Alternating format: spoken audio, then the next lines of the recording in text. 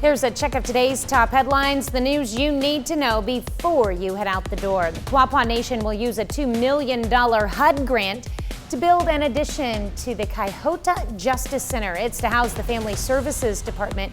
Expanding the center will provide more resources to the community.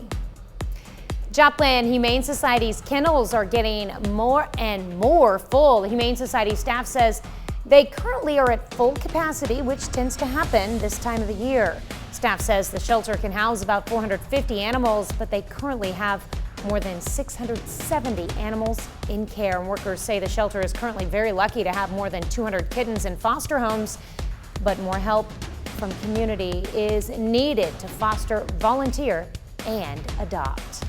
The lifeguard shortage is affecting community pools across much of the nation, but not in Pittsburgh. According to CBS News, the national lifeguard shortage is affecting community pools. A majority of them across the country are closed due to a lack of lifeguards.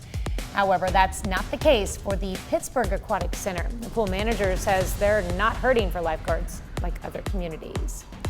And the good old days never went anywhere as long as you know where to find them. The annual Good Old Day celebration kicks off today in Fort Scott, Kansas, with food trucks, crafts, homemade root beer, plenty of activities for kids, and much more. The celebration doesn't just attract Fort Scott residents. People from all over make the trip to Fort Scott for the annual festivities. And we'll be there today on the KOAM News at noon for a live show. And that's a check of today's top headlines, the news you need to know before you head out the door.